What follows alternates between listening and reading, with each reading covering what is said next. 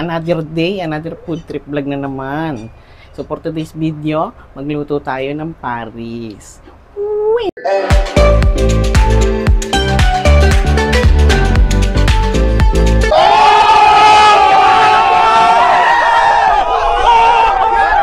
So ito na nga guys, yung pinakulo kong baka para sa ating Paris. Paris ang lulutuin natin. Paris overload. Hindi ko nga alam kung yung Paris ba lugar o pagkain, basta ito ay Paris overload. So hanguin na ito, hanguin ko na ito, tapos tara lutuin na natin yung Paris. Let's go. Okay na guys, umpisahan na nating lutuin ang ating Paris. So magpainit na tayo ng lutuan. After nyan, lagyan na natin ng mantika. Konti lang. Pag mainit na yung kalan mo, ilagay mo na itong mga sibuyas at bawang. White onion ang gamitin para masarap. Halu-haluin mo lang yan.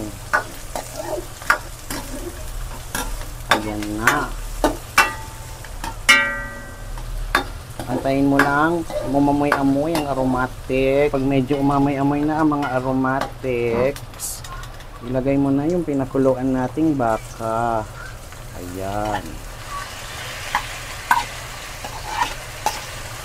Ayan. Halu-haluin mo ang baka. Ayan. Lagyan natin ng white pepper. Ayan. Bahala ka na kung gano'ng karami. Para medyo maanghang ng onti, lagyan mo ng chili powder. Oop, naparami. Pero okay lang. Lagyan mo ng garlic powder. Ayan. Ayan. Ayan. Tama na, onti lang.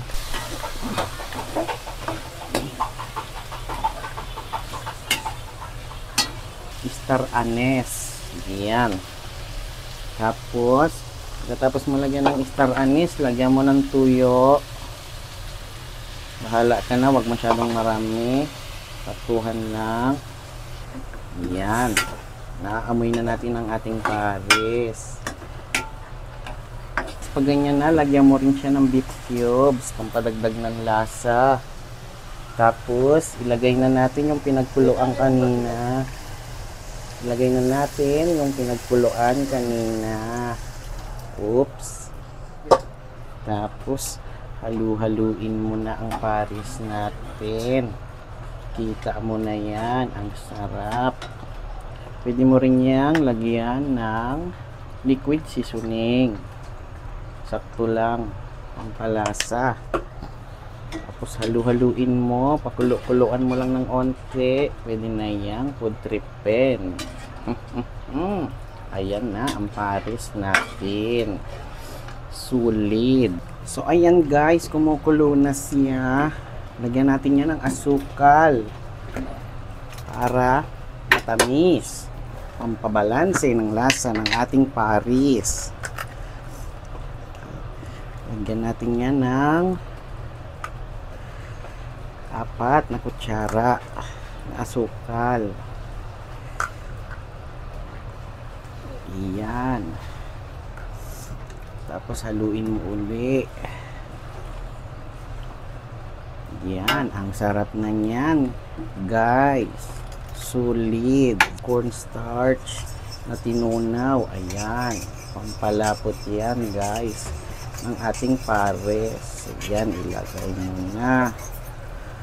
After nito guys. Okay na. Tikiman time na. So ayun na nga guys, luto na ang ating Paris. Talaga namang overload. Ayan oh, ang daming laman. Kita ba sa camera? Madaming laman. Ang daming laman, ayan oh. Pero bago natin to tikman, gusto ko munang magkwento sa inyo kasi ako talaga na-stress ako sa mga tauhan ko. Kasi nga imbis nagaluto, nagalolo. Tapos yung isa ko pang kahirang bakal, pagpugi ang kumakain, ginalibre. Binigyan pang pamasahe pa uwi. At saka pala guys, iboto nyo ang aming party list. Kasi pag kami ang nanalo, gawin kong pambansang bulaklak ang chicharong bulaklak. At lagi may pagkain lahat. Magpapapiding tayo araw-araw ng Paris. Okay? Yun lang naman guys, tikman na natin. Ito, unahin na natin ang Paris na nagawa natin. Talaga namang overload. O palapit mo ang camera, ipakita mo na overload. Ang dami niyan. Tikman na natin. Una, wala munang kanin.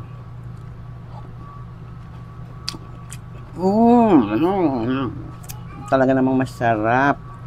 Ngayon, lagyan natin ng kanin. Ilagay mo yan diyan. Ayan. Lagyan mo ng kanin. Tapos, isawsaw mo. Tikman mo ulit ang Paris na may kanin. Ang sarap. Ang sarap.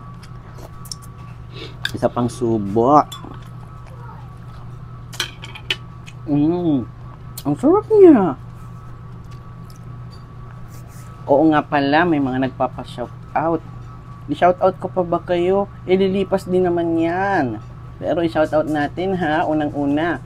Ang pinakapogi sa Tondo, John Kenneth Clarin. At saka ang isa sa mga tropa natin, si Charlon Linga. What's up sa iyo, man? At saka sino pa ba mga nagpa-shoutout?